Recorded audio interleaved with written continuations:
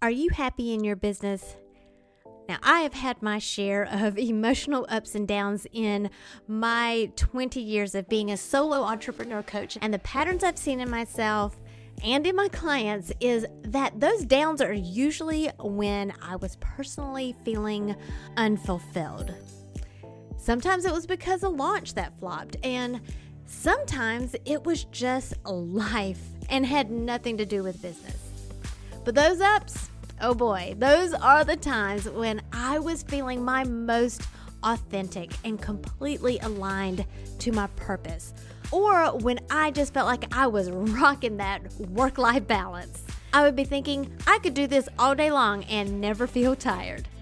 One of my loves is sharing what works for me and what has been working for my clients to achieve this very feeling, full of passion, happiness, peace, and freedom. So I decided to create a private podcast for coaches. Maybe you just want to develop better communication skills that boosts engagement, leads to better results, and makes you feel like you're actually making a difference in the lives of the people you serve. Then you're invited too. We talk about this and more in the UBU private podcast for coaches. Whether you're a mentor, a parent, or run a client-focused business, coaching skills benefit everyone and anyone who wants to communicate in a way that builds relationships. Fall in love with your life and business again. Click the link in the show notes for your invitation to join us right now. Then come back and enjoy this episode. How does knowing your personality help you become a better coach? In today's episode, health coach Veronica Koons shares how she was able to make a simple shift that helps her empower her clients instead of enabling them. Now, despite a little canine interruption, this conversation packs a punch with topics like what's up with nature versus nurture when you're looking at your type, and we make a very interesting comparison between Myers Briggs and the Enneagram. And even with myself, how my own blind spots can show up even when I know better. So let's go ahead and get started.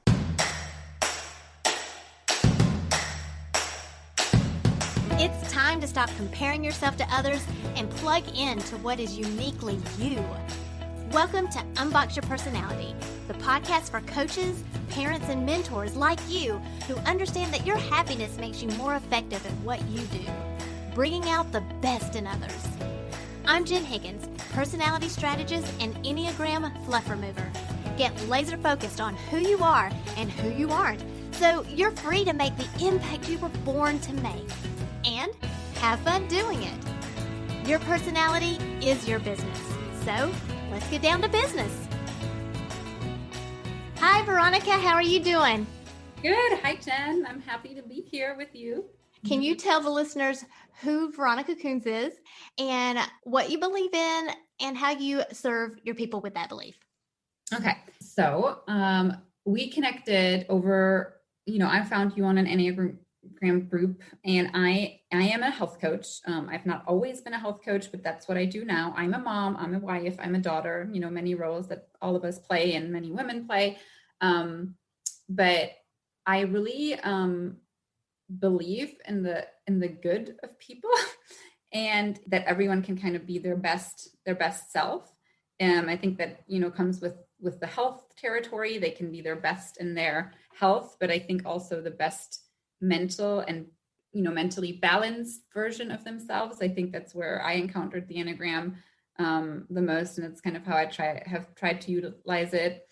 So I think, the more we know about ourselves, we can help serve others better, and as well as being kind of more attuned to the tendencies of others or the needs of others.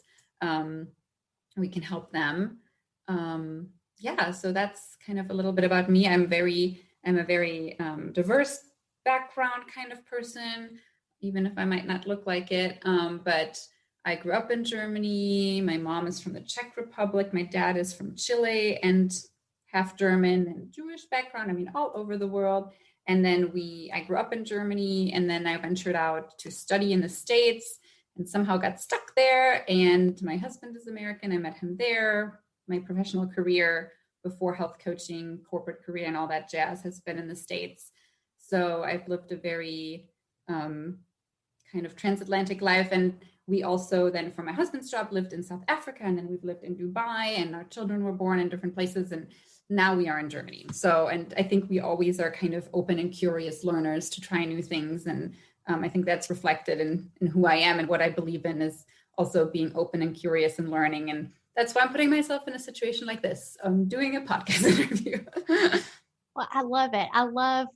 That's kind of my fantasy life, just that nomadic life of roaming around. And it's very counter to me. I love security and structure in a way, but then I also, like, after a while of routine, I get the itch of like needing to change it up. And then when I've changed it up, then it's like, oh no, I want my, it's, yeah. That's true. I agree with that. My husband and I have been talking about, because my children are teenagers, and so we're empty nesting planning, I guess, of what it's going to look like. Are we going to sell our house? Are we going to travel? And I was like, what if we just Airbnb'd everywhere? I love the idea of it, but like you, sometimes I feel like I want a home base, just like a place to go to that isn't going to change. Almost to have that little piece of nostalgia that I forget sometimes to have. But yeah, I think that's really cool. So how did you transition from, what did you do in your corporate life? Yeah. So also a little bit varied, but I'm pretty much started in marketing, did a lot of franchise and restaurant marketing.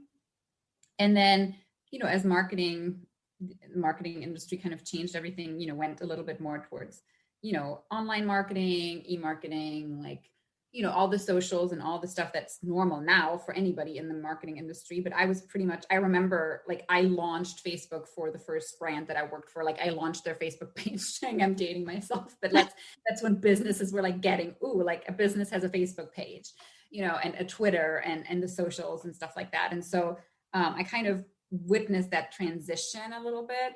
And then I worked kind of in e-marketing, e-commerce for Franklin Covey, other businesses. And then I did another jump to retail planning and analysis and forecasting, and worked for Macy's, their regional office in Salt Lake City, and then later for Francesca's Collections and their headquarters in Houston. So kind of more in the fashion, merchandising, retail, creating more with numbers, the plans and stuff like that. So that was all my kind of corporate career and background. But then once I had kids, that was when we moved to South Africa, and I just could do only kind of, some contract and small projects. I couldn't work there because I didn't have a work permit. My husband had it for his job, but I didn't. And, I was expecting, so I was just doing some small individual projects, but nothing major. And then I was like kind of stuck in the momming world. My kids are only 3 and 5. So I was really in that baby toddler phase for those first few years. And then just always had a passion for health and fitness, and got into health coaching through a friend and through, changing my own lifestyle. And that's been kind of my main thing. I'm adding another coaching certification as an eating order recovery coach right now. That's my latest kind of, being a health coach. I do want to make sure that if people want to get to a healthy weight, they do it in a healthy way, and for healthy reasons, also mental healthy reasons, that their mind is actually healthy. So being able to recognize, possible underlying eating disorder tendencies and things like that were important to me, because I wanted to make sure I am aware when people when I need to maybe transfer somebody to more, somebody more experienced who can help them. I haven't had that happen yet, but I've had potential clients where I was asking myself, wow, would I even take this person as a client? Because there's a lot of red flags, a lot of warning signs. So that's why I wanted to add that layer into my business, into my offering, so that I'm truly serving people like from multiple angles in their health more holistically. I love that. And when we first met, you were looking at adding Enneagram to your coaching. Yeah. I'm still playing with that, maybe your class. So, because I do think that tells people so much, about themselves and what, and who they are and what their tendencies are. And it's just, it's very eye-opening. It is. So when did you first hear about the Enneagram? So I first heard about it a while back, kind of in the corporate career life, when a lot of businesses do like the the 16 personalities or Myers Briggs and stuff like that. And then actually, I think on a Tim Ferriss podcast, he had mentioned the Enneagram. And so I looked that up back then, and kind of just lumped it with that. I was like, oh, that's just kind of like a Myers Briggs or this or that. And I later, with a therapist, revisited it, and she suggested to take the test at the Enneagram Institute. I know the tests aren't, the sure way to type yourself, but I think it was interesting to do it. And then a couple of years later, as I kind of listened to more podcasts and was more interested, I actually read a whole book about it. And then since then, that has kind of reading the actual book and listening to an interview with the founder of the Enneagram Institute, I think were kind of the main things where when I thought, oh, maybe I want to do something like that. And actually my neighbor here in Germany, she's studying to be an Enneagram coach. And I think she's one of the very, very few here in Germany, because it's not as, I know it's not super widely known even in the States, but here it's definitely much more in the infancy stages. Mm-hmm.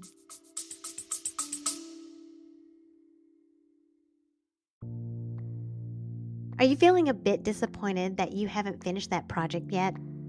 Are the kids' schedules impacting your business? Or are the demands of your business affecting your relationships at home? Maybe you need a magic formula for that work-life balance before your fire gets so dim or it completely burns out. I've been there. There was a point in my life where I was juggling 2 businesses and homeschooling and had personal health issues. There was barely time to even connect with myself, much less connect with my husband. When I was finally officially diagnosed with ADHD, I felt like that explained everything. I had a new perspective and started approaching things in a new way. So I created a guide containing 20 tips that I personally use, and they have worked for me for helping me stay on course with my goals. Now, you might not have ADHD, but I bet you can relate to having a million distractions during the day. So if you're ready to stop procrastinating or stop being hard on yourself for missing yet another deadline, self-imposed or not, go ahead and download the guide at powercoachjen.com. If you just find one tip from the list that helps you move forward today, you will be so glad you took the time to read it. Go to powercoachjen.com and download the guide right now.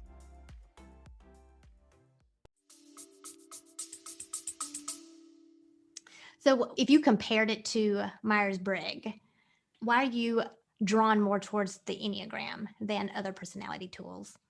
I think because a lot of those, you answer them more as like your work personality. And, it's like done for, I want to be able to communicate with you efficiently at work. I want to know, what are your weaknesses? What are your strengths? Are you detail oriented? Are you this? Are you that? So I can kind of like counter for this, or like, it's more like, how can I manage you the best or something, a little bit when you do it in a corporate setting. And so the Enneagram, I felt more, I don't know, that it has more of a mystical quality, and it's been just so around for so long. And I like that it doesn't box you as much, especially you were working on that, like when you were talking about like all the colors, there can be so many colors that can be made, and we all have some of those tendencies in us. It's just like, what is your dominant number or trait, and so I like that. And I just felt like there was so much accuracy in it. It's kind of like scary sometimes to just be like, wow, how can this fit so well, so yeah. Yeah, I agree with you. I think because I studied Myers Briggs, I studied DISC, so I find value in other tools. In my opinion, what sets it apart is that the Enneagram explains patterns. It Hmm. explains the pattern in our personality, our patterns of behaviors. When I first took the Myers Briggs when I was in corporate, I was an ESTJ, and now when I take it consistently, I'm an INFJ. So Hmm. it's like, did my personality change? No, I'm just in a different setting. You know, I work from home now. I am my own boss. I'm not trying to impress other bosses or managers or whatnot. Hold on one second. I think my dog needs to go outside. Sorry about that. I actually have a question for you, Okay. if that's okay. Yeah. So when I gifted my mother-in-law a book about the Enneagram, and we kind of, my husband and I, we both like it, are interested in it, and shared it with her. And she brought up the question, like this kind of nature versus nurture. She's like, isn't it impossible for somebody to just be a certain way? Isn't it always your surroundings? Especially when we say sometimes a country, like certain countries or cultures have like a dominant number. Aren't you always influenced by your nurture, like by your surroundings? Like, what is your take on that? Like, how much is the outside, how much is like predetermined in you? I'm glad you asked that. Our Enneagram number doesn't change because our Enneagram number is based off of our motivations, not our behaviors. And those motivations explain our pattern of behaviors. But we're all going to be different. So I'm a 7, if you put a bunch of 7s in a room, we're all going to be different because we have different experiences, we have different values, we have different upbringings, we live in different countries, we have all these overlays. We may have been affected by trauma, we may not have been affected by trauma. And so, depending on our level of health and when we are in stress and when we are in security, then our behaviors are going to look different because it's a continuum.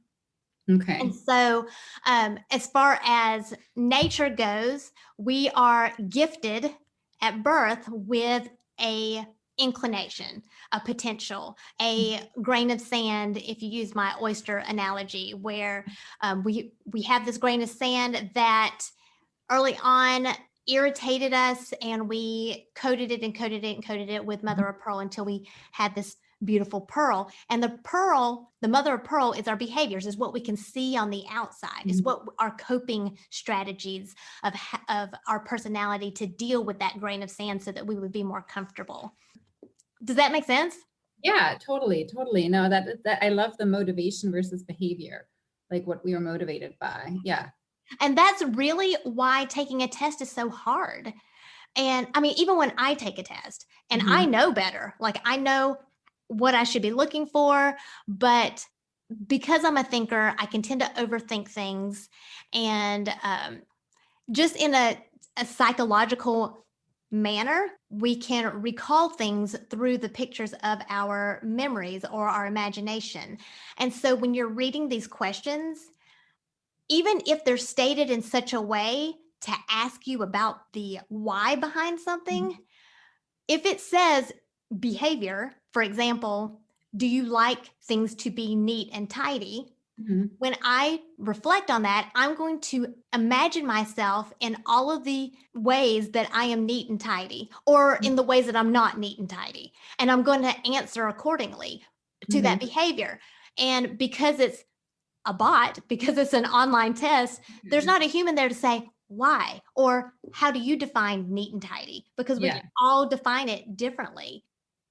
So for a type 1, neat and tidy is going to have a much stricter definition than for a type 7 who might be like, well, if it's put away, Yeah. if it's put away, then that's neat and tidy. Doesn't necessarily have to be clean, doesn't necessarily, and that's just an example of one type 7 and one type 1. Even within a type is going to be defined differently. It's going to be similar, but it's still going to be defined differently based off of experiences. Yeah. So that's why tests are really, really hard for the Enneagram. It's not that I don't believe in personality assessments, just not for the Enneagram. It's too hard. Yeah. That was a good question. So you did take a test, and what, if it's okay if I may ask, what did the test say? Yeah, I think the test, I mean, I think it validated things I already knew about myself. And I think as I read the book and other things, done, I still believe that it's the right typing.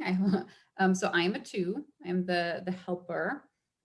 And then my second was, I think it was like 2, 6, and 9. I think the 6 and 9 can vary. I can see some of the 9 in myself. I can see some of the 6 sometimes, but definitely. Oh no, actually, and then the 3. I'm a 2 with a 3 wing. So I have the achiever wing. 2 and 3 being right next to each other. But I think that the 2 resonated with me because when I was reading the book and there was the negative tendencies or some of the more drastic statements, like that's where I really felt emotionally like hit, or I was cringing, or I was uncomfortable, because I think that just hit home. If it's something that doesn't relate to me, I was not going to feel those emotions. So an example was like 2s cannot stand seeing other people suffer. And that very much related to me. I mean, that was just in the one book that I read, so I'm sure there's different things, but that, I've always tried to explain to my husband, I'm like, I don't want to watch like documentaries about war or this or that, or like violent movies. And like, I know that even if it's like a violent movie, like I know it's not real. I just like, I can't get it out of my head. It's like, makes me so uncomfortable. And when I read that statement, I was like, oh my gosh, that's why, that's why I that's just my 210, I guess my motivation is to help people and have them not suffer. Well, like you said, there's a little bit of all of the numbers in all of us. Yeah. And there are a lot of types that would agree with that sentiment of, I don't want to see people suffer. Because what kind of human would we be? Right? Yeah. What kind of human if we be if we did not feel that tug of someone suffering? And so that's where an Enneagram coach would say, well, why? What is it about it that makes you uncomfortable? Yeah. I mean, for me, if you're asking me that question, I think it's just the idea of humans, if it's another human treating another human that way, the idea that can even be possible, or maybe it's partly fear. And yeah, those are what comes to mind first. Yeah. So I'm not sure. I know you're taking my Enneagram Secrets to Enneagram Typing mini course right now. So I'm excited for you to get to the part where I'm talking about triads and really understanding. You mean the heart, the mind, and the... Yes. And the triad traits that are associated with each of those. Because there's the primary motivation for the heart types, the green, what I call the green types, is shame. And the primary emotional motivator for the blue types is fear. And for the red types is anger. And so, a 2 does like to help. There's an emotional need around the help, and it's a primary driver. So other types that can be mistyped as a 2 because of that helper label, because we all want to help. Yeah. But if we type ourselves based off of the labels, we can get confused a little bit, right? Because every time I want to help, but I'm not a type 2. I use the example of volunteering.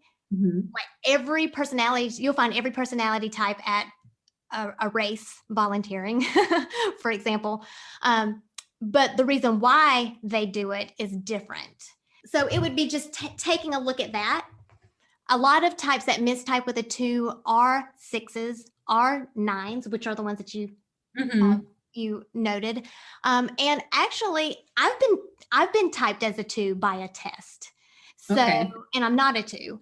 And it's because of the behaviors. It's taken me so long to really understand the difference between a motivation and a behavior, Mhm. because the more someone asks me why, I'll say something and then I'll realize, no, that's a behavior also. Oh, yeah. That's a behavior also. And so it's really getting down to those core motivations to keep asking why and keep asking why until you get to something that, like, you'll feel the light bulb go off. It's either going to be a core fear, it's going to be a core desire, something that you want to go toward or something that you want to repel. So, for example, for a type 7, one of the things that I don't want to do is to be trapped in pain and negative emotions. Mhm. And it triggers a fear response in me because I'm one of those blue types. Mhm. And so I would help because it's sad. I would Yeah. want to help someone, and I wouldn't want to be trapped in a negative situation. And so then I would go help someone to help them get untrapped from that Mhm. negative situation. And it Yeah. all boils down to that fear of being trapped, a fear of being deprived. With the two, isn't it like that a lot of, they're like the way they feel loved is by, they help others, or they, do things for others or whatever, asked or not asked. And that's kind of where they get their validation. And as they get that, because they think they are not lovable, like just baseline self, like isn't that part of the motivation, is to do these things for people to actually receive love? It is. The only difference is that it is a fixation for the two. So Yeah. it's like it is what they think about all the time. Yeah, and I think what the Enneagram has really done for me is to actually loosen of that. Mm. And I think when you see those tendencies kind of, or you see it written out in the Enneagram and it's amplified, it allows you to take a step back and say, okay, like, yes, I have done this before, or yes, I've been like the martyrer before, with it's more like an unhealthy thing that a two does. But now, when I've neglected my needs, um, and so it has actually helped me to um, be more aware of my needs, ask myself if this is something that I'm respecting, want anything in return of, and know that I can just be who I am, and people, the people that love me, regardless of if I do this for them or do that for them, or and I think that's also in my work, working with clients and being a health coach. There is such a term as like a hero coach, like where you, which is not the best thing for a client, where you try to solve everything for them. You're trying to do it for them, which actually their journey is to learn it themselves. So me knowing about these tendencies in myself, that if I just let myself be completely unaware, I might just try to hero coach somebody, and be like, they might ask me a question. A client today asked me a question about a restaurant, and if she should send me the menu, and instead of having her send me the menu and me being like, oh, you should order this way, I just said, well, what do you think you should order? So that she's actually learning it and then validating it, and kind of guiding her instead of doing it for her.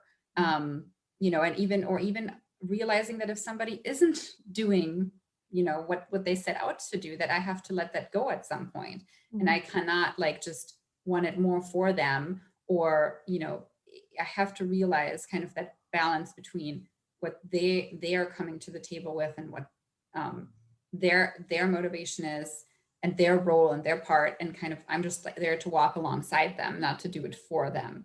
And that was very valuable in my profession, to know that about myself, with learning about the Enneagram.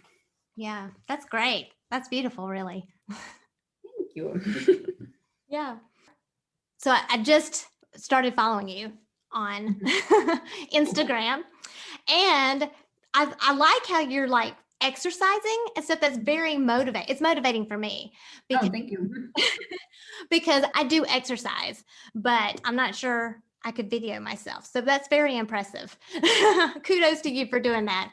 So what kind of people come to you for their health coaching? It's really all kind of people. I mean, that I think that, so my program is not one size fits all. So, I always do a health assessment. So it depends on, what their goals are and what their possible health conditions or kind of current health baseline is to what plan would work for them. But so I guess there's a few buckets, I definitely have a lot of moms, baby weight and just, or like older, like not older, like moms, anything from babies to even teenagers where it's like, gosh, I haven't focused on myself, like I focused on everyone else, nurturing everyone else. And now all of a sudden my metabolism isn't the working that it used to, or this or that, or quarantine 15, this whole pandemic has not, there's other health risks and health implications with this pandemic, mental and physical as well, so I think we only know down the road the long-term effects of all of this. But so people, who realized, wow, like in this pandemic, I've gained weight, that could be anybody, men, women, I have through my workout community. So the workouts you've seen me do, it's like a certain method of workout. Those women already are very, let's say, attuned to their health or already have started a health journey with the exercise, and they're just kind of missing that nutritional component. And they want a bit more structure and community and accountability with their nutrition and kind of maybe getting over the mental hurdles and concepts they might have about themselves or about food. And then a lot of the times it's just like, I'm helping somebody, and then they say, one of their friends says, oh my gosh, what are you doing? And then they sent their friend to me. And so it just kind of like spirals that way. Do they need to be in Germany? Nope, not at all. Actually, my business is pretty much US based. I mean, I do have some military based clients here in Germany, but yeah, right now my company that I partner with is based in the US. So all my clients are based in the US, and that's where our products ship and everything. Oh, so if the listeners want to get in touch with you, follow you, where can they find you online? Yeah, the best is to just follow me on Instagram at Veronica_health_life. Or you can find me on Facebook under my name, Veronica Koons. I have a Calendly link in my Instagram page. So if you want to schedule a free health assessment, you just click on the link in my Instagram and you can schedule yourself a time for us to connect over the phone. That sounds great. So if you guys want to be inspired by your health, by a very qualified coach, contact Veronica Koons. Thank you so much, Veronica. Thank you so much, Jen. Thank you for giving me the platform and the opportunity. And I always learn from you, and hopefully we'll be doing other things together. Absolutely. It'll be a great collaboration. Yeah, thank you. In the after party, Veronica and I continue to explore type 2, 3, 6, and 9, and how excited she is to finish the mini course, Secrets to Enneagram Typing.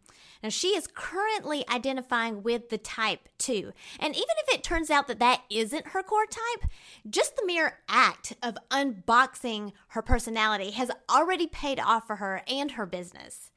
Now, if you caught her mentioning getting certified as an Enneagram coach and then referred to my course and was wondering, what is this deliciousness that she speaks of and why haven't I heard about it yet? Well, it is true. My business programs are launching in beta this week on May 5th, and they are designed to help business owners and community leaders and educators learn a unique methodology of applying the Enneagram to your leadership skills for content creation and marketing and coaching.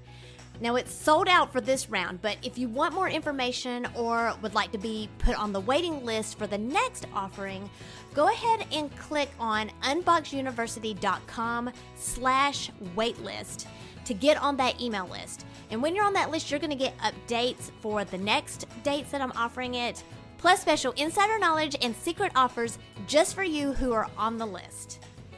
I hope you enjoyed today's episode, and remember, when you unbox yourself, you unleash your power.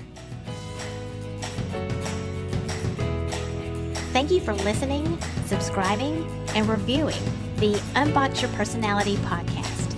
To learn more about yourself, go to powercoachjen.com. Find out how you are different so you can make your difference.